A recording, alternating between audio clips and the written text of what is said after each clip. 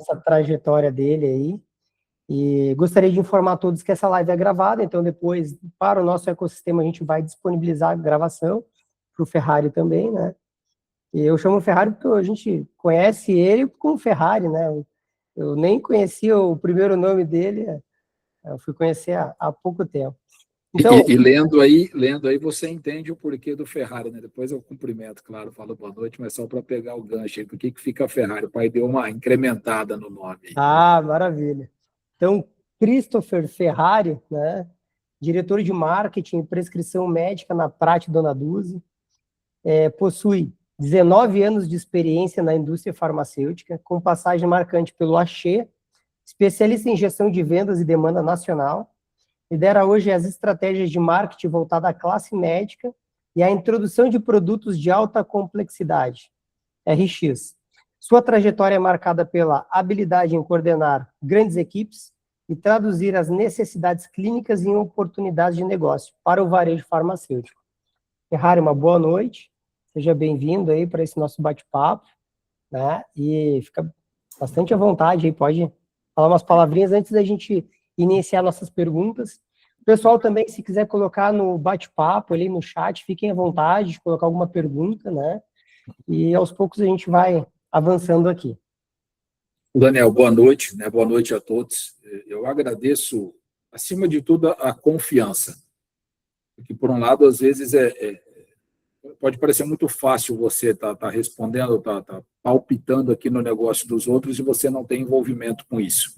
Então, a gente não está aqui né, na minha opinião, aqui a resposta não é muito de ficar falando certo ou errado, mas é tentar contribuir, de fato, com um pouco do mundo real, com o que a gente carrega aqui com o tempo de trabalho, com a experiência que a gente vive, dividindo aqui muita coisa com o time comercial, a estrutura que eu trabalho hoje, né, o Laboratório Prate Dona Dulce, ele é muito forte na atuação em todos esses segmentos, e aqui é dividido nesses canais, né, canais aí de grandes contas, grandes players, mas mais da metade do negócio está voltado ao trabalho independente, então a gente realmente troca muita figurinha. É uma honra bastante grande aí ser escolhido, né, vou usar esse termo sem nenhum tipo de prepotência, mas é ser convidado, ser escolhido aí para tratar um tema que ele é um tema vivo, por isso eu não falo muito de certo ou errado, ele é um tema talvez de adaptação para o cenário aí.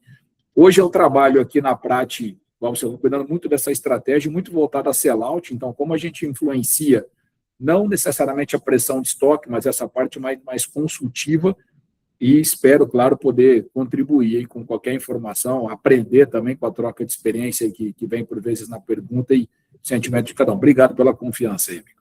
Maravilha, cara. Grande abraço aí. E, Ferrari, já a gente podendo entrar em algumas perguntas, né, para a gente poder fazer essa troca aí de uma forma bem rica. A farmácia dependente hoje, ela vive muito em termos do genérico e similar, né? A gente sabe que genérico e similar tem uma grande margem percentual, né? Isso muitas vezes sustenta alguns negócios, né? Principalmente para o dependente.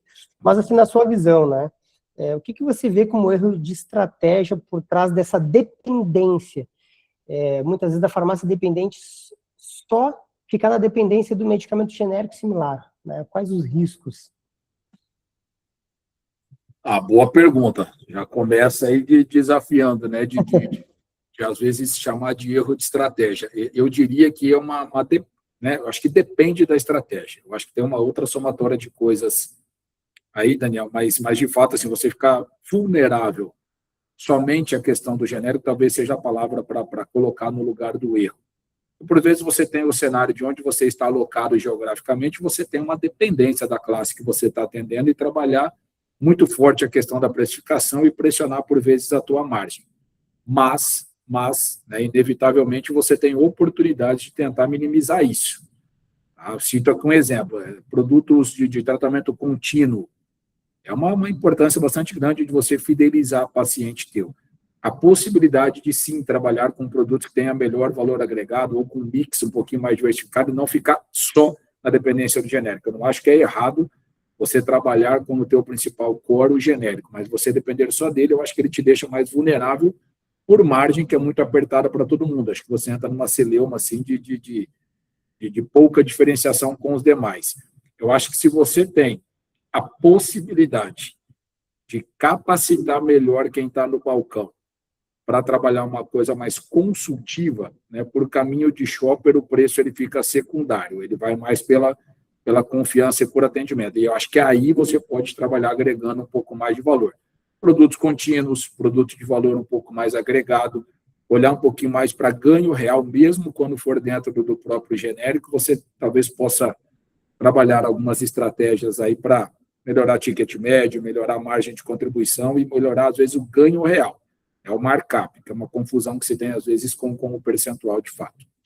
Cara, isso é bem importante que tu falou, quando fala em ganho real. Porque aqui dentro do nosso ecossistema, a gente fala sempre sobre a margem percentual e a margem nominal, né? Que realmente é o que traz o ganho real. Muitas vezes essa margem percentual, ela confunde um pouco, né? A pessoa tem o sentimento que está lucrando, mas muitas vezes o percentual se torna mínimo, né? E o medicamento de RX, apesar de ele ter uma precificação, um markup um pouco mais ajustado, ele traz uma margem nominal interessante para o negócio. É isso, né? Bom, vamos lá. Na minha cabeça é exatamente isso. De novo, é difícil você ficar julgando certo ou errado, porque você tem que entender, né, a individualidade de cada ponto de venda. Daqui a pouquinho a gente pode até abordar um pouquinho mais as últimas apresentações para ver como não é uma coisa tão irrisória. As últimas apresentações que envolviam o IQVIA e a Close-Up, na pauta deles que eles promovem na World Review ou Outlook Close-Up, eles falavam de posicionamento da loja dentro da quadra, como isso influenciava na compra, né, do paciente, do tamanho de frente de loja, do mix disponível dentro de loja. Então, eles muito preocupados assim de como isso influencia para o comprador. Eu acho que é a grande importância que você falar de sellout. Essa questão, eu acho que ela vai em duas pontas, Daniel. Assim, a pressão, para mim, ela tem que estar na compra.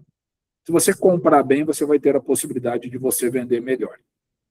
E aí, usando um exemplo bem extremo, assim, mas respondendo exatamente o que você falou, você, às vezes, ter 30% de um produto, né, de R$90, você está falando em R$27 de ganho. Você ter 100% de lucro num produto de 5, que você está vendendo por 10, você está tendo R$5 do ganho. Às vezes essa é a diferença. Poxa, mas claro, eu não vou ter paciente aqui toda hora, não vou ter cliente aqui toda hora para estar comprando um produto de R$90. É só um exemplo extremo que, por vezes, a gente não faz a conta, tá? Dentro da própria empresa, tá? Para entenderem que estou falando óbvio, né? Tá reforçando aí o óbvio. E, às vezes, é importante ser dito. Ontem, feriado, estávamos trabalhando aqui em Toledo, numa reunião de análise de resultado para compensar outra data, e foi uma surpresa para a alta gestão da empresa, isso que você está falando.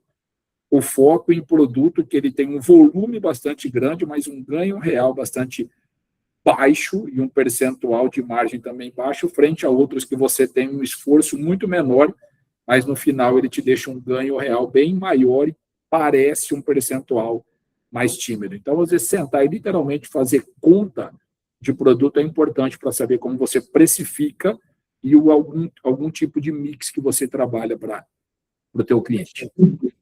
E, Ferrari, você falou aí duas palavras, na verdade, duas entidades que são bem importantes para o nosso negócio, né? Você falou de IQVIA e Close-Up. O quanto que vocês utilizam dentro do negócio de vocês, na parte de prescrição, e quanto que isso traz realmente, né, de norte no negócio. Porque, assim, a gente fala isso, mas muitas vezes o independente, ele não tem o conhecimento do que o IQVIA está trazendo, do que o Close-Up está trazendo, porque ele não tem muitas vezes o acesso. A não ser quando ele faz parte de um associativismo, quando ele faz parte de um licenciamento, perfeito, né? Mas do outro lado tem a indústria, que utiliza muito, assim, eu acho, né? Agora vamos pelo achômetro. Mas aí você que está, né, há tanto tempo na indústria, o quanto que vocês utilizam dessas ferramentas, né, dessas informações para tomar decisão, né? O uso é altíssimo e frequente, nos dois sentidos, né? Ele é um uso diário e ele é um uso intenso para tomada de decisão. Vou, de novo, usar um exemplo de curto prazo. Ontem a gente estava no debate de parar com o trabalho do próprio vendedor para a farmácia de sair daquele trabalho do bom vendedor ser o cara que ele bate a cota, independente do que ele entrega para o nível do cliente dele. Aí a gente estava falando sobre farmácia independente, eu falo do televendas da empresa e dos consultores que nós temos, e esse cara passar a fazer um trabalho e passar a ser medido muito mais pelo sell-out da empresa, e não pelo sell-in. Então, ele fazer um trabalho de dar esse tipo de consultoria de margem e markup, e falar assim, ó, coloca o produto desse jeito, que você ganha nesse sentido, e eu só vou trabalhar contigo não impulsionando a tua pressão de estoque, eu vou impulsionar a saída do produto da farmácia.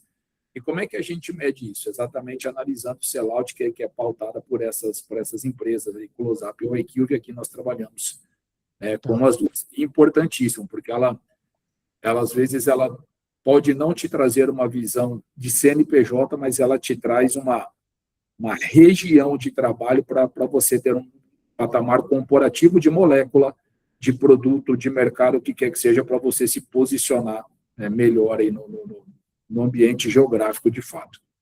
Perfeito. E falando sobre isso, eu vou fazer uma outra pergunta aqui, que eu acho que linka também com o que a gente está conversando. Como a indústria pode ajudar a farmácia independente a ganhar relevância, né, mesmo sem estrutura de grande rede? Não, uma excelente pergunta, tá? Eu vou trazer alguns exemplos reais do que foram feitos, e aí eu posso trazer um pouco de conceito também, Daniel. Exemplo real, não foi incomum, e não foi uma ou outra vez, que quando houve a aproximação da farmácia com o propagandista, por exemplo, tá?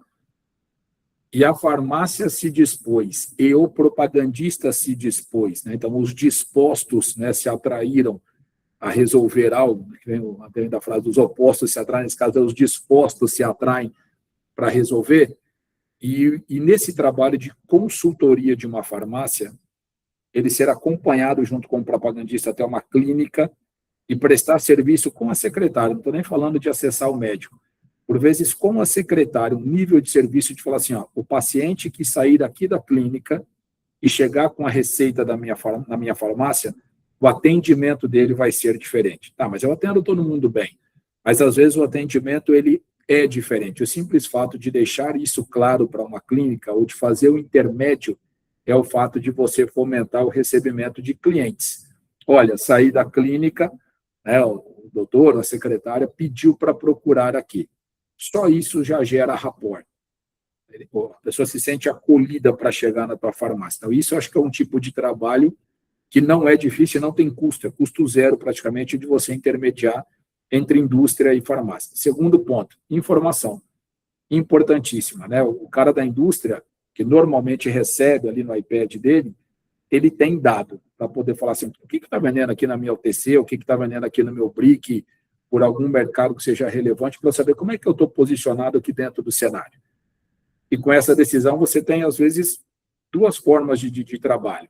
Você trabalhar a precificação para baixo, às vezes você espremendo margem de coisa que você não está participando legal, ou você, pasme, né, precificando acima. Assim, opa, aqui a minha concorrência não é tão alta, eu tenho praticamente aqui, eu domino, digamos, essa região que eu estou trabalhando, eu não preciso tornar mais caro ou ofender ninguém, mas eu tenho margem para trabalhar uma precificação que ela é mais confortável, que ela é irrelevante. Às vezes R$1 a mais, R$1 a menos, ele não pesa, mas no volume ele dá uma diferença bastante grande, no ganho ele dá uma diferença confortável aí. Eu acho que são dois caminhos, ir até a clínica e trazer o paciente, que é desse perfil, e o segundo é contar com a informação, é trabalhar com a informação, além de benefício, treinamento, conhecimento, o brinde, de fato, que eu acho que faz parte, mas a informação consultiva de produto que está chegando no mercado, acho que isso agrega na troca entre as duas áreas. E você falou uma coisa bem importante, que é ter o dado, né, ter a informação. Só para falar um pouquinho também para o pessoal aí, né, como que a gente se conheceu, eu e o Ferrari, né? O Ferrari apareceu numa loja fechada, que não parecia uma farmácia, né, parecia mais um presídio, lembra, Ferrari, em Curitiba ainda, e ele queria entender, ele era gerente distrital na época de um outro laboratório, ele queria entender por que aquela loja, aquele BRIC vendia os produtos dele, assim, mais que qualquer outra região, né? E na época eu era gerente de uma rede de farmácia e a gente atendia todo o sul do país, né? Mandava por Sedex, mandava por teleentrega, e a gente atendia alguns convênios importantes, né? Naquela época atendia a Cassia, atendia a Unimed, atendia a AMP, né? Enfim, e para te ter uma ideia como essa informação vem de uma forma fidedigna, né? E isso direciona o representante, direciona a indústria e faz com que a indústria olhe de uma outra forma, né? Então, é só para contar um pouquinho essa história de como a gente se conheceu, né? E porque realmente chamou a curiosidade e você foi atrás, né? Para validar realmente aquilo, né? Era um erro de IQVIA, né? Sem soberba alguma aqui na fala, mas como tudo na nossa vida, estou fazendo sinal aqui de curva de Gauss, você tem aqueles que se destacam e se dispõem, você tem aquele que deixa a vida me levar e tem aqueles que atrasam o processo. Nós fomos educados lá de alguma forma, né, e nós dois especificamente, em olhar um pouquinho diferente. Lá era uma situação da farmácia do Daniel, da tua farmácia que você trabalhava lá, que tinha um PBM, e esse PBM, ele mudava a localidade dele, por vezes ia lá para Porto Alegre, por vezes vinha ali para Curitiba. E quando ele mudou em Curitiba, fazendo essa análise, gerou um superávit de demanda no meu mercado, e foi muito bom por um período, mas depois isso compôs a cota, porque também contou do concorrente que tinha uma venda muito maior. E aí foi exatamente destrinchando que houve essa aproximação. Então, a informação que foi gerada pela tua farmácia naquele momento foi o que me chamou a atenção, que fez a gente se aproximar. E bem falado, para os demais entenderem, não era um aspecto de loja, né, de farmácia. Era um ambiente fechado de delivery, com grade na frente, num lugar que nem era o lugar mais fácil para você chegar ali em Curitiba, e ainda assim a gente foi lá bater na porta, tentar entender o cenário e frutificar alguma coisa dali. Então, a aproximação, ela gerou negócio de qualquer forma, ela fez bem para os dois lados para aprender um com o outro aí, um pouquinho do mercado. Exato, e gera também uma amizade aí de 14 anos nessa estrada, né, que a gente se conversa bastante, mas olha quanto é importante a informação, né, para tomada de decisão e para fazer negócio. E cara, assim, você vê um caminho prático para que a farmácia possa influenciar a escolha do paciente no balcão, sem ferir a ética de prescrição, porque assim, a farmácia independente, ela vê aqui, está participando algumas pessoas aqui da nossa live, entende? Pô, é importante a margem nominal, é importante eu ter o RX, é importante olhar para a prescrição, porque existe toda uma cadeia, né? Eu falo porque eu também trabalhei em grandes redes, e hoje toda nova loja que ela acontece no mercado, a grande rede ela começa pelo medicamento de prescrição. Ela acontece olhando o IQVIA, olhando o close-up, olhando o BRIC da região, vai na prescrição e depois faz o desencadeamento para os demais produtos similares, genéricos, enfim. Mas e como é que trabalhar isso, né, sem ferir a ética da prescrição? Fala um pouquinho da tua visão, porque você, além de ser hoje diretor, né, de prescrição, você foi gerente nacional e trabalhou no campo também, né, com a visitação médica, né? Fala um pouquinho aí desse teu lado. A pergunta complexa até para responder, mas eu colocaria da seguinte forma. Quando você faz uma comparação de mercado, e normalmente os mercados, né, no Brasil, na maioria dos produtos com quebra de patente, eles têm um domínio, eles têm uma predominância do genérico, eu não vou ir contra esse processo. Tá? Então, não é isso. Então, às vezes, quando a gente fala, e eu pego essa fala do Daniel de como é que você pode vincular, como é que você pode atender o teu cliente falando um pouco de prescrição e, voltando à primeira pergunta, ela não ficando 100% dependente do genérico. Talvez nessa mesma proporção, né? Não há necessidade de você fazer 100% para nenhum dos lados. E aonde eu acho que é um princípio muito simples, e é o que o time que trabalha com prescrição médica, por vezes, pede dentro dessa mesma fala da ética. Chegou uma receita, e nessa receita consta um produto de prescrição médica, não é incomum haver a substituição pela razão da intercambiabilidade no balcão. Mas foi tentado, no primeiro momento, fazer a parte consultiva de atender o que está devidamente na receita? Então, foi o trabalho lá do médico, o trabalho, às vezes, do propagandista, que foi até o médico, que trabalhou o conceito de um produto, por qualquer que seja ele, chegou na farmácia, esse produto ele tem possibilidade de te dar melhor ganho real, melhor margem de contribuição, melhor ticket médio, há a necessidade de fazer a troca imediata, ou pelo menos há a possibilidade de fazer uma venda consultiva, né? Por exemplo, olha, eu tenho esse produto de marca e é o que está na receita. E, inevitavelmente, por vezes, você vai ter o genérico e poder trabalhar de uma forma consultiva para o paciente. Mas o que muda? Depende. Pode ser que ele seja exatamente a mesma coisa. Pode ser que um tenha uma liberação ou uma coisa um pouquinho diferente do que o outro. Um tem uma proteção, e para você é importante, né, poder trabalhar um pouco de ganho real pelo perfil do cliente que chega, como que o meu CRM está, né, como é que minha comunicação, meu entendimento de quem é o meu cliente ali, ela está programada. Então, assim, ó, do princípio, sem ferir nada, é trabalhar o que está na receita. Se o meu paciente não pediu nenhuma alteração, principalmente se for um produto de tomada crônica, por vezes, assim, qual é o intuito de fazer a substituição, se nesse aqui você vai ter maior ganho e não está ferindo a ética de nada do que está escrito? Não, mas o meu cliente perguntou se eu tenho genérico. Aí, ok. O cliente perguntou se tem genérico e aí cabe você explicar, olha, eu estava seguindo o que está escrito na receita, mas sim, eu tenho opção e vou precificar os dois aqui para que o meu cliente, claro, que ele possa tomar a decisão. Por isso que é muito difícil você jogar o certo e o errado tentando se colocar, né, no lugar e no lado de quem está no balcão. Reitero, quando a gente olha o caminho de shopper, né, o comportamento do cliente que compra, ele tende, na maioria das vezes, a retornar no ambiente em que ele é confortavelmente atendido, não pelo preço. Se a gente for debater aqui um pouquinho mais o tema, a gente fala assim, a panificadora que você vai, você compra o produto porque ele está mais acessível ou por qual motivo é? Às vezes é pela proximidade que está da minha casa, às vezes é pela qualidade do atendimento, a qualidade do produto. Supermercado que você vai, né? Raramente, hoje até acontece um ou outro de sair fazendo pesquisa de preço, mas normalmente você volta, na maioria das vezes, no mesmo mercado fazer a compra e não sai comparando preço em todo lugar. Não estou falando de enganação para o cliente, não é isso. Mas é você trabalhar com essa ética e senso de justiça. Então, chegou a receita, primeiro eu vou tentar atender a receita, mas nela só está genérico. Faço atendimento, na minha opinião, do que é só genérico. Tem itens de prescrição e tem itens de genérico. Faço atendimento conforme está ali. Eu acho que é um princípio ético, Daniel. Você não precisa enganar o paciente em nenhum dos lados e faz o atendimento do que está numa primeira nota que chega de comercialização ali, que é a receita. Perfeito.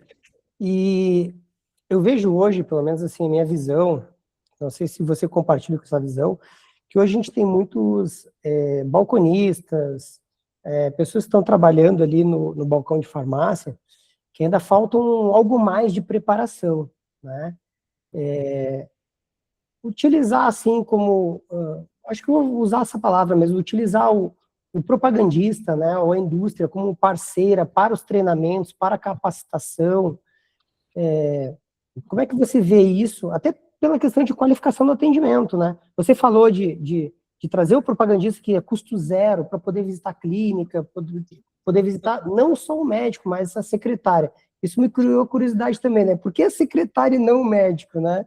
Porque o médico tem o poder da caneta muitas vezes, né? Mas por que a secretária? Então fala um pouquinho mais sobre isso. Muitas vezes ele tem o poder da caneta. Muitas vezes, por incrível que pareça, ela tem o poder da caneta ou da indicação, né, de fazer a renovação, de só entrar no médico e falar, doutor, faz a receita aqui do produto para mim.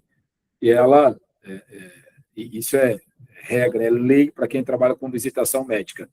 Você não passa, né, para o médico se você não, logicamente, passar pela secretária. Então, ela é a tua primeira barreira para você chegar. Do mesmo jeito propagandista que a gente fazia treinamento, que por vezes ele entrar numa farmácia, e com muito respeito aos proprietários de farmácia ou farmacêuticos que estão aqui, mas eu me dirijo com respeito a quem está no balcão da farmácia, independente da formação, e esse cara, por vezes, ele desdenhar quem estava no balcão e querer falar com o comprador exclusivamente. Ele ia ter muita dificuldade da saída do produto dele, né, no balcão, não sei que viesse ali literalmente top-down. Então, tratar todo mundo com nível de respeito, do mesmo jeito que você tem o balcão como decisor do que vai sair, por vezes, da farmácia, você tem a secretária, por vezes, como decisora de quem vai sair de dentro da clínica. E aí a tua fala ela é importante, Daniel, por quê? Porque quando você, né, no meu entendimento, assim, entender a expectativa de cada um. Eu vou usar um exemplo prático. Eu tinha um objetivo de um produto que eu trabalhava, é uma linha de antitérmico aí trabalhado, produto anti-inflamatório antitérmico conhecido no mercado, e a minha empresa fez uma campanha. Quando eu trabalhava, ela fez uma campanha para levar para as farmácias essa campanha. E meu objetivo era vender 10 unidades. A minha expectativa era alta para 10 unidades. A primeira farmácia que eu entrei e fiz a proposta, ele falou assim, olha, eu vendo aqui quase 1.000 unidades dessa classe. Eu falei, se você me der mais 10%, eu compro 500. E a cena foi cômica, porque assim, parece meio louco o que eu vou falar, né? Mas para quem trabalha com a regra embaixo do braço e o ganho que ele tem, eu não precisava dos 500. Eu precisava de 10, e esses 10 não iam ofender ele em nada. E ele fazer esses 10, para mim, era de uma importância absurda. No fim das contas, a gente vendeu muito mais do que 10. Em troca disso, eu melhorei ainda o desconto que eu dava para ele, porque para dentro da empresa eu fiz o jogo, né, para os dois lados. Olha, a farmácia virou uma grande parceira, para o laboratório foi um grande negócio, porque para o ganho que eu precisava, 10 era o suficiente, a gente fez 20. Trabalhei, né, a autoestima do balcão, porque a gente bonificou ali com um coffee para todo mundo, então levamos ali um coffee informal, falamos um pouquinho do diferencial do produto e, de novo, para mim era muito pouco. Ou para a farmácia era nada vender os meus 10, né, sabendo que ela vendia 1.000 por mês, nós estávamos falando de 1% do total dela. Mas para mim fazia uma diferença bastante grande e me aproximou da farmácia, e disso a gente construiu outras coisas e ficou muito clara a expectativa de cada um. De novo, por essa relação do genérico com a marca. Então, às vezes, o que a pessoa quer na ponta lá é muito pouco. Como, às vezes, é muito pouca mudança, não está falando para mudar a estratégia toda, mas agregar um pouco de produto, agregar um pouco de marca, agregar um pouco de produto controlado, não vai ofender ou não vai mudar, né, toda a questão da farmácia, mas ela vai te dar um ganho que ela possa te dar alguma sustentação que você nem imaginava. Então, é uma relação positiva, principalmente se as expectativas estiverem alinhadas.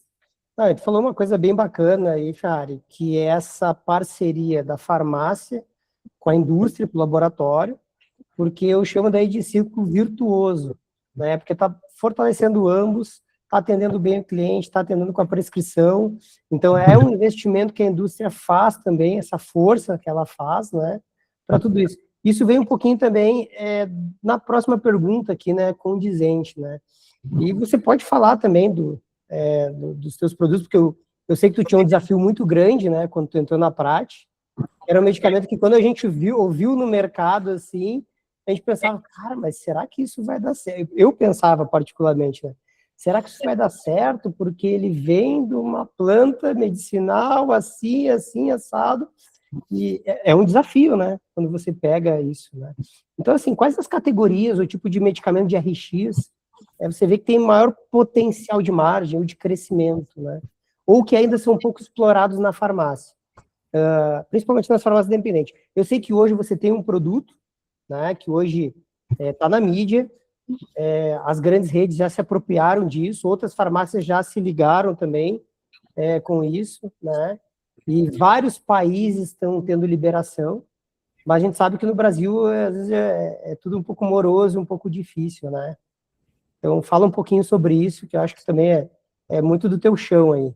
Não, perfeito. Agradeço a disponibilidade e respondendo o que o Daniel está trazendo aí, a minha mudança do laboratório que eu estava para vir trabalhar na Prati é porque a Prati era uma empresa especializada em atendimento de farmácia, né, uma empresa 100% voltada ao comercial, 100% trabalhando com produto genérico, e quando ela se deparou com o cenário de vender conceito, ela teve que se adaptar a um cenário, ela não tinha esse know-how.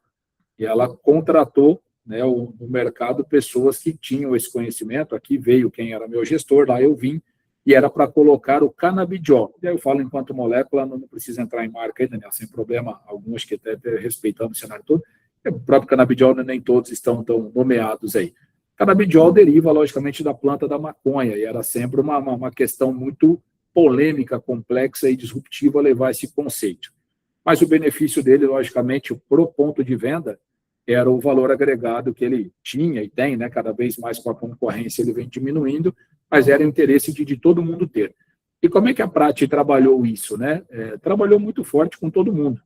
Então, já aproveitando a emenda da tua pergunta, a gente levou o conceito para o médico E, nesse caso, qual era a diferença de você ter ele, né, de novo, sempre com nível de respeito a tudo que a gente vai falar, mas qual era a diferença em ter ele numa rede ou você ter ele numa farmácia independente? Para a indústria, zero. A proposta foi igual. Mas por que a proposta era igual? Não tem desconto melhor para a rede? Mas por que eu vou dar desconto melhor para uma rede, ou para uma independente, ou para uma associativista, ou quem quer que seja, de novo, no respeito do termo, se eu tenho um produto exclusivo e ele é 100% dependente de receita médica? Qual é o meu interesse em queimar a margem dele com um produto exclusivo no mercado? Esse foi o trabalho construído por Canabidiol. Sim, hoje ele tem a maioria dele pertencente à grande rede, e muito pelo nível de serviço, quando ele foi diminuindo a precificação dele, mas não é uma divisão tão desigual quando eu comparo com uma venda que acontece no canal independente. E aí eu emendo, Daniel, aproveitando o gancho, se você me permite, exatamente nesse sentido. Na reunião, reiterando o que a gente estava conversando hoje sobre o movimento de farmácia, pasmem, tá? E talvez alguns tenham informação.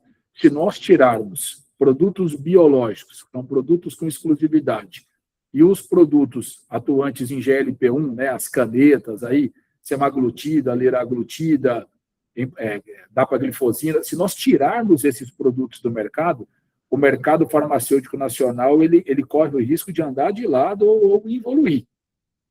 Quem está impulsionando hoje muito desse mercado são esses produtos que são produtos exclusivos. Se são produtos exclusivos, todos vão depender basicamente da mesma fonte. E aí eu acho que entra essa oportunidade da clínica, porque aí você não tem substituição da receita, vai chegar um produto de marca desses aí, você não tem opção para ficar substituindo ele no balcão da farmácia. Aí que eu acho que entra essa questão consultiva, Daniel. Aí que eu acho que é o produto contínuo, o valor agregado é uma bela oportunidade, a exclusividade do produto é uma bela oportunidade para você prevalecer o teu nível de serviço. O atendimento que você dá, a comodidade de uma entrega, a comodidade, talvez de uma forma geral, comodidade de quem entra na tua loja, ser chamado pelo nome, ter uma questão mais informal, você providenciar uma entrega, deixar disponível para o cara retirar na hora que ele quer, fazer um atendimento mais informal com o teu público. Que é a grande dor de tentativa de quem tem uma grande rede. Chegar lá, ele emite pelo teu CPF o nome, mas é um CPF. Não sabe quem você é uma proposta de CRM que ela não é tão prática. Na independente, no bairro, um contato mais frequente com o teu cliente, você fideliza ele pelo teu nível de serviço. Eu acho que entra a oportunidade, o Canabidiol foi um grande case desse aí, tem outros no mercado, tá? Eu já vou, talvez até antecipar se depois vir qualquer pergunta disso. Nós contratamos uma colaboradora aqui que ela faz atendimento em locais que a gente não chega de forma presencial, e o case que ela trazia de quando ela veio, né, eu contratei ela vindo de uma farmácia independente, era exatamente isso. Ela falou assim, na minha farmácia, eu quase que dupliquei o faturamento porque eu visitei endócrinos, estou só usando o exemplo dela, tá? Eu visitava endócrinos e eu visitava ginecologistas. E a minha fala era, a tua paciente sai daqui, doutora, e por vezes toda atropelada, cansada, corrida, faz o seguinte, ó, entrega o meu cartão para ela. Ela não precisa se deslocar, ter esse transtorno de sai daqui, vai na minha farmácia, receita, se não tem o produto, ela tem que parar em outra farmácia, não consegue estacionar, a senhora entrega o cartão para ela, ela entra e me chama no WhatsApp e fala que a paciente é da doutora, que eu mesmo vou atendê-la de uma forma diferente. E aí eram pacientes que iam buscar o DIU, né, ou qualquer produto aí de contraceptivo de valor agregado, ou iam buscar, não era nem tão famoso ainda a questão de GLP-1. Então, são produtos de valor agregado que você consegue, de novo, por nível de serviço e comodidade, fidelizar a paciente por conforto de atendimento. Aí eu acho que fica uma oportunidade que ela está disponível para todo mundo. Perfeito. Falou bastante sobre atendimento, até bateu uma salvinha de palmas aí. Falou sobre atendimento, sobre atenção. Obrigado. Não é minha área quem aplaudiu, é obrigado pela empatia. Estou tentando realmente pensar com a cabeça do negócio de vocês. Não, foi maravilhoso aí, cara, maravilhoso.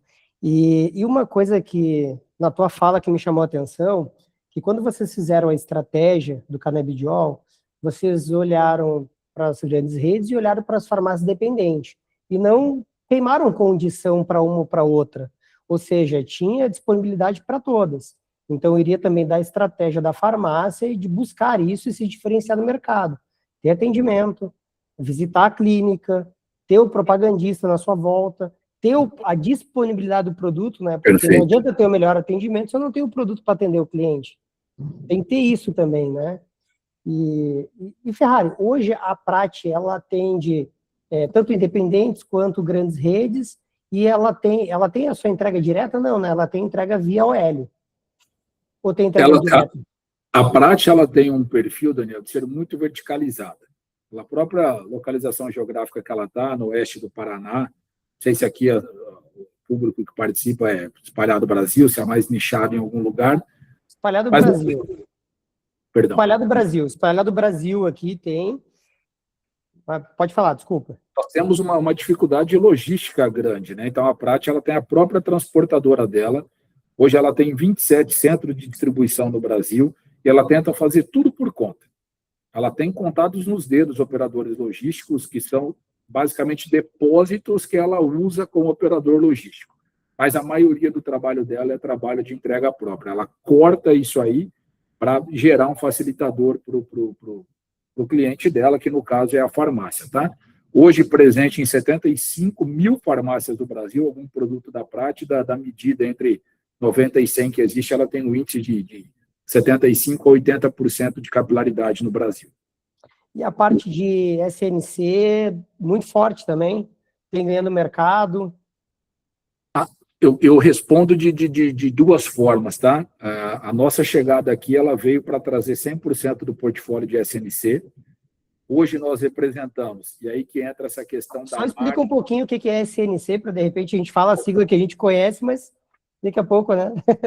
Está certíssimo, e se me permite, vou fazer uma brincadeira. Tempos atrás, eles perguntaram aqui na Prati quem queria fazer um trabalho de PDV. E aí umas 10 pessoas levantaram a mão, eles encaminharam no recrutamento e seleção, e o pessoal não entendeu nada, porque era o pedido de demissão voluntária, não era ponto de venda, houve uma confusão de sigla. E aí você está certíssimo. O SNC é o trabalho de sistema nervoso central, 100% dos produtos aqui voltados a essa classe, então antipsicóticos, antidepressivos, produtos para Alzheimer, todos contínuos, que é um benefício para esse caminho da recompra. E eu trabalho, né, eu, enquanto estrutura aqui, trabalho com 14 produtos somente. A Prati tem 26 produtos no total de SNC e uma gama de 150 moléculas no Brasil. E aí entra um dado interessante, Daniel, quando a gente fala de valor agregado.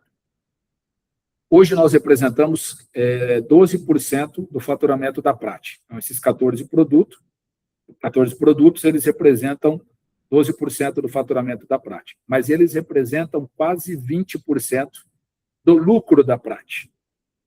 E aí esse é o trabalho de ganho real, de margem, que o produto de prescrição ele entrega frente aos demais. Então, tem que se produzir muito mais, tem um esforço muito maior para trabalhar o genérico, é o grande core da empresa até hoje, mas o que a gente faz com a fatia do genérico, ela deixa quase o dobro da margem do que é o faturamento dela. Maravilha. Então, poucos produtos, mas a gente fala que é o 80-20, né? 80-20. São poucos produtos que trazem 20% do resultado total da corporação, da empresa. Aí. Cara, espetacular. Espetacular. E agora, chegando um pouco mais para o nosso final, né? A gente já vai aí para quase 1 hora. Não, falta ainda uns 15 minutinhos ainda. E, Ferrari, depois tu puder deixar no nosso bate-papo, né, se puder colocar o nome de alguma pessoa que possa atender o Brasil, pelo menos nesse primeiro momento, até para quem está presente aqui, o nome, o contato, para daqui a pouco a pessoa dizer assim, mas e aqui na minha região, quem é o representante? Será que eu consigo estreitar a relação? Consigo fazer esse trabalho? Consegue me ajudar? Eu acho que seria legal, né, se pudesse colocar no nosso bate-papo, ou se tu quiser nos dizer aqui, a gente anota e coloca no bate-papo ali também. Não tem problema nenhum, faço sim. Tá? E aí você falou o quanto que é importante, né, construir realmente parceria real com a indústria, né, e não ter apenas relação de compra, de sell-out, de sell-in. E vamos para a penúltima pergunta aqui, né, já que a gente está se encaminhando aqui. O que a indústria, hoje, ela realiza em termos estratégicos? Que a farmácia, muitas vezes, ela não enxerga, mas ela poderia aproveitar melhor isso, né? E pode trazer uma questão de estratégia de marketing, porque hoje você está praticamente dentro disso, né? Emergiu dentro do marketing, trabalhou muito no campo, né? E a gente sabe que o campo realmente traz muita experiência para nós, né? Principalmente porque você atuou também no Brasil todo, né? E aí tem a questão das culturas, das bandeiras, das farmácias, das brigas entre redes também, né? Mas fala um pouquinho para nós, assim, em termos de indústria, né? O que em termos estratégico hoje, pode ser até da prática, o que a Prati hoje está fazendo em termos estratégicos, assim, e que a farmácia hoje ela não está enxergando, mas ela precisa enxergar e ela precisa entender que isso é valor para o negócio dela. Não, muito bom, cara. Eu acho que existe, por vezes, uma relação de infinito, né? O que é a relação de infinito? De novo, assim, hoje em dia não é considerado um bom vendedor aquele que se livra do problema e transfere para o stakeholder dele, né? Para o primeiro cliente dele. Hoje ele tem que ser uma relação conjunta, né? Ele tem que ser bom aqui para a indústria, ele tem que ser bom para o cliente dele, que tem que se tornar bom para o outro cliente dele. Uma relação de justiça, né? Uma relação de consultoria de venda e não só da venda propriamente dita. Não é só o selim, às vezes você fazer esse caminho virtuoso todo de acompanhar, ajudar o teu intermediário e até o sellout dele. O que a Prati trabalha hoje, vendo aqui no trabalho, que é quem eu vou passar o contato aqui, que é do Douglas, um cara espetacular, veio da Ipera e está agregando muito no trabalho da Prati. Qual que é o nome dele? É Douglas? Douglas. Eu falo Quer falar o DDD e o número? Que daí eu já coloco. Passo aqui agora. 21, o DDD. Tá. 96899 9344. Igual aqueles programas de TV lá, repetindo. Deixa eu ver aí. 96899 9344. Está ninja na escrita aí, ele mesmo. Show de bola. Então, diretor aqui de canal independente. Tá? E não é incomum da nossa parte, né, a situação ela ter evoluído, eu acho que é uma boa palavra, para a necessidade do cliente. Então, hoje, quando eles vão conversar para fazer o fechamento de uma venda, é preço, é prazo, é mix, é layout da loja, que até isso é trabalhado, é treinamento para o teu balcão. Primeiro, assim, qual é a tua necessidade? E o que a indústria ela consegue levar? Ela consegue levar informação, ainda mais se a farmácia não tem isso adquirido, então ela leva informação de novo, aí de brick ou de UTC, ela leva informação de produto, ela leva informação de preço médio de venda, ela consegue levar um nível de informação grande. Ela consegue fazer esse intermédio, mais uma vez, né? Se ela é uma empresa que tem os dois canais, o canal do genérico e o canal da prescrição médica, intermediar o contato com clínicas importantes para você fazer o vínculo, inevitavelmente, por vezes, até trabalhar a questão de um programa de desconto, né, um PBM, ou qualquer coisa, né, nesse sentido. O ganho, realmente, pela negociação de sellout, reitero, não muito mais pelo selim. Então, executei o sellout, eu não tenho meu problema de estoque aqui, eu consigo atender e deixar saudável a minha questão de estoque e venda. Eu acho que ela tem alguns caminhos, sim, que pode ser usado como intermédio a favor das farmácias, exigindo aqui da indústria enquanto trabalho. Metas, campanhas, acho que isso normalmente agrega para quem está no balcão. Perfeito. E Ferrari, bacana também de ter passado o contato do Douglas aí. Daqui a pouco vai chover um pouquinho de perguntas para ele, né? Dizer assim, qual é o vendedor é música, né? O representante da minha região, como é que eu faço aí para aproximação?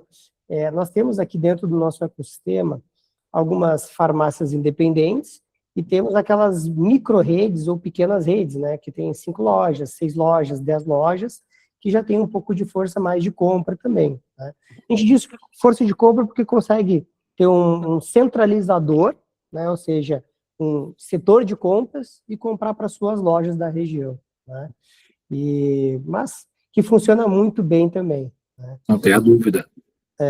E, Ferrari, fala um pouco mais aí da tua experiência aí, que você rodou o Brasil todo, né, como gerente nacional também, e quais foram os teus desafios no campo, né, principalmente com as grandes redes e quando vai para independente. Você falou uma coisa que foi muito bacana, que eu consegui pegar aí na sua fala, que quando a gente é a farmácia de bairro, né, quando é o independente, ele tem uma aproximação, corpo a corpo, face-to-face, assim, muito mais amigável, muito mais carismático, ou seja, consegue ter uma conexão maior.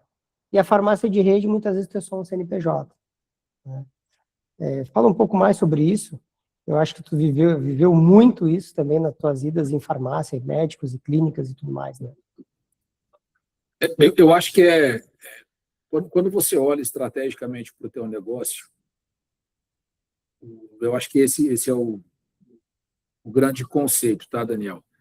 De novo, assim, cada um na sua estratégia. Não me cabe, de repente, julgar certo ou errado. Mas eu acho que a grande fortaleza de quem tem a rede menor, a farmácia independente, é exatamente essa fortaleza do trabalho consultivo, do trabalho de relacionamento. Está me ouvindo bem? Para mim deu uma travada aqui. Me escuta bem? Estou te ouvindo bem, estou te ouvindo bem. Para mim deu uma congelada na tela, por isso que eu perguntei. Que é realmente chamar pelo nome, eu posso usar os exemplos de novo, reais, assim, tá? O meu pai e a minha mãe, eles não são clientes de rede. Eles são clientes, e com muito respeito, ao médico da farmácia. Então, quando eles têm qualquer necessidade, eles procuram a farmácia de confiança deles para comprar. Por vezes, a infinita maioria das pessoas, e por divisão de rede, de novo nível de serviço, ele acaba indo na rede. Mas uso o exemplo dentro da minha casa. Eles não trocam, e é por caminho. Nem sei se conhecem outra farmácia. Eles têm qualquer necessidade, eles acionam o pessoal da farmácia que eles já compram há muito tempo, esse pessoal é fidelizado com eles, e é ele da farmácia que determina o que os meus pais têm que comprar. E não adianta eu ir lá e falar que não é assim, falar para comprar produto da Prate ou tentar influenciar de qualquer forma. O balcão da farmácia, lá o dono da farmácia, que chama os meus pais pelo nome, e como, né, pessoas já mais idosas, tomam produtos contínuos, né, ganham a recomendação de fazer uma reposição de vitamina, por vezes tem a vulnerabilidade maior, então cada pouquinho está gripado, cada pouquinho está numa necessidade de qualquer reposição de produto, e quem cadencia isso para eles é a farmácia. Então, vivendo os dois lados, né, da moeda, não tem como assim aproveitar a grande fortaleza de quem pode personalizar o atendimento, torná-lo mais consultivo. Você usou o termo aí, ele não precisa ser antiético, então, mantendo a ética, mas você fazendo um trabalho de rapport, um trabalho de confiança entre o balcão e o cliente. Isso inevitavelmente substitui incontáveis vezes a questão da precificação. Precificação tem que ser habilidade interna para ganho de margem, para markup. Atendimento ao cliente, por vezes, se sobressai por nível de serviço. Maravilha. Eu pensei que era uma pergunta aqui no chat, aqui no bate-papo, mas vou falar o nome da pessoa, acho que vai... Aguinaldo Natalício. Não conhece? Não conheço. Tá bom. Ele fez uma contribuição aqui. Empresário em vários ramos aí. Né? Um dos meus mentores e professores na indústria farmacêutica, inclusive. Conheço. Muitas farmácias independentes ainda enxergam a indústria como fornecedora de produto, quando na prática ela atua como orquestradora de mercado. Esse descompasso é onde muitas oportunidades se perdem. Realmente, eu concordo. A indústria não vende só medicamento, ela constrói demanda. A indústria investe pesado em educação médica, relacionamento com prescritores, campanhas de conscientização, posicionamento de marca. Ou seja, quando o cliente anda pedindo um produto específico, isso raramente nasceu na farmácia. O que a farmácia não percebe, ela pode surfar essa onda, ou essa demanda, né, de forma mais estratégica. Exposição de estoque, argumentação, em vez só de reagir. A indústria investe em relacionamento, não só em venda. O propagandista, programas, parcerias estratégicas, enfim, muitas farmácias ainda tratam a indústria como tiradora de pedido. realmente pode ser utilizado, concordo. Obrigado aí, Natal, né, que a gente conhece como Natal. E ele precisa utilizar a indústria de uma forma mais estratégica, né? Principalmente atender bem o propagandista, atender bem a indústria, porque eu acho que isso é um caminho de duas vias, né? E eu sempre prezei pelo atendimento nas farmácias, quando eu era gerente de farmácia, né? Gostava disso, gostava de atender bem, sempre gostei, né? Acho que Sou testemunha. E fazer essa relação, né? Não é à toa que a gente se conhece aí há 14 anos, o Agnaldo Natalice também, que trouxe um baita de um depoimento, e que realmente a farmácia ela precisa ter uma visão estratégica de utilizar melhor a indústria e não só barganhar preço, né? Porque muitas vezes acha, eu preciso de condições melhores, preciso de condições melhores. Tá, mas qual é o relacionamento que você está tendo com a indústria? Qual é a relação? Qual é o ganha-ganha? Né? Como é que você está barganhando isso? Como é que está o posicionamento dos seus produtos dentro da loja, da prateleira, do seu negócio? Como é que seus balconistas estão vendendo? Como é que seu farmacêutico está preparado para isso? A gente sabe que o farmacêutico, muitas vezes, ele é uma pessoa prioritária dentro do negócio, ele tem uma voz muito forte, né?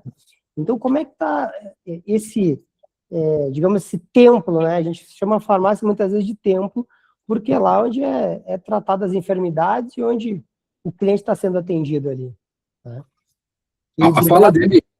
E obrigado ao Agnaldo Natalício aí por estar prestigiando a gente e dar esse belo depoimento aí. É um bom mentor, e eu acho que ele falou, né, ou respondeu muito das perguntas que acabaram vindo, ele conseguiu sintetizar aí na escrita dele. E por vezes é isso, e é um desalinhamento de expectativa, né, um julgando o outro sem ter essa relação do rapport. A indústria, às vezes, julga a farmácia de uma forma equivocada, a farmácia julga a indústria de uma forma equivocada, ao invés de construir ponte, eles se formam em ilhas, e isso não constrói. De novo, o exemplo, né? Quando a gente fala assim, poxa, vai visitar alguns médicos, e aí o pensamento pode ser, mas como é que eu vou capilarizar a quantidade de médico que tem aqui na cidade, por exemplo? Não. Você pode fazer o que está no teu raio de alcance. Já vai agregar. E aí, de novo, entra a fala dele. A demanda que ela chega na farmácia por receita, ela foi construída, né, num conceito, por vezes, lá no consultório médico. E o que o médico busca, o que a pessoa da indústria farmacêutica que trabalha com prescrição busca, é aquele passo da ética que você me perguntou lá atrás. Atende o que está ali. Se disso aí eu consigo ainda tirar algum tipo de oportunidade estratégica, veja, não é tirar vantagem, mas é trabalhar alguma oportunidade estratégica, ter um relacionamento com o propagandista, que ele possa, inclusive, treinar o meu balconista, ou ele possa melhorar a condição que eu tenho de compra, ou ser um auxílio para mim no sellout, de novo, não na pressão de estoque, é você construir pontes estratégicas. Estratégicas. Eu acho que é muito oportuna aí a escrita, um mentor que eu felizmente carrego para a vida aí do Natal, dessa escrita dele. Cada um entender a sua expectativa e saber que não é uma coisa tão longe assim de se fazer. Por vezes está na mão, não é tão difícil, é a disposição, né, de tornar os dispostos aí para a atração. Legal. Ferrari, para fechar, né, assim, qual o conselho, a dica, de repente a dica de ouro, né, a bala de prata, a gente gosta de falar assim, que você daria para o dono de farmácia, apesar de tudo que a gente falou aqui, acredito que se o dono de farmácia pegar tudo que foi falado e ele fizer 10% dentro dessas estratégias, dentro desse relacionamento com o propagandista, de olhar a questão do medicamento de RX, eu acho que ele já tem bastante trabalho a fazer, né? Tem muita coisa a fazer. Mas o que você diria, assim, para a gente fechar, a gente pensando no produto de RX, que ele possa fazer nos próximos 90 dias, né? Ótimo. Eu não quero frustrar a resposta aqui com um clichê, mas é, às vezes, pensar que o ótimo é inimigo do bom. E o que é o bom? O bom é você, não é fazer o básico, mas é você fazer a base necessária para ampliar de onde você está para um passo a mais. E como é que eu faço isso aí no espaço curto de tempo? Sem inventar a roda aqui, Daniel, sem transformar numa coisa que possa parecer impossível para alguém fazer. é olhar para a tua carteira hoje de faturamento de produtos, é saber quais são os teus produtos principais, é ter a possibilidade, por vezes, de enxergar algo no mercado e falar assim, aonde eu posso ganhar mais no meu mix? E eu iria sim, quando eu falo de prescrição, procurar essas parcerias saudáveis com clínicas, com médicos, uma construção muito curta de o não eu já tenho, nesse patamar eu já estou. Então, o que eu consigo ampliar daqui para mais? E é atrair a indústria farmacêutica para somar no seu negócio, não para dividir o seu negócio. Eu usei o exemplo de uma colaboradora que está trabalhando comigo hoje com a inteligência estratégica dentro do limite que ela tinha, de procurar clínicas de ginecologia e de endocrinologia. Você pode estender isso para cardiologia, e você pode procurar o foco em produtos estratégicos aí para agregar valor no teu negócio, melhorar teu ticket, melhorar teu ganho real. E, inevitavelmente, quando eu falo bom inimigo do ótimo, é o trabalho consultivo. É você estar preparado no balcão para saber que, né, por vezes, a pessoa que está indo buscar o atendimento na farmácia, normalmente ela está indo buscar porque ela está com algum problema. E você tem a oportunidade de oferecer a solução, de trabalhar a saúde dela. E isso é muito importante. E isso não é clichê. Então, a pessoa está chegando com um problema, vamos tentar entregar para ela aqui uma solução. O que é isso? É um bom atendimento. É personalizar, chamar pelo nome, é conhecer quem é tentar gerar uma comodidade para fidelizar esse cliente. E aí, dentro da possibilidade, você trabalhar na tua estratégia, margem, relacionamento com o médico, relacionamento com o cliente, melhor mix de atendimento, né, o que chegar na receita dela, e informação muito, muito simples, mas importante. Às vezes a gente tem a necessidade de atender tudo naquele momento. Quando você ganha relacionamento com o teu paciente, se eu não tenho aquilo agora, você não precisa sofrer no estoque. Qual é a tua pressa em consumir isso? Não, eu preciso começar um tratamento. Começar hoje ou começar amanhã, às vezes não vai fazer tanta diferença. E você não dá a oportunidade dele em outra loja comprar. Você presta o serviço para ele e fala assim, eu não tenho agora, mas em algumas horas ou no máximo um dia eu estou te entregando, ou você pode passar aqui e retirar a partir do momento que você faça relacionamento. Finalizo aqui com um exemplo. Tá?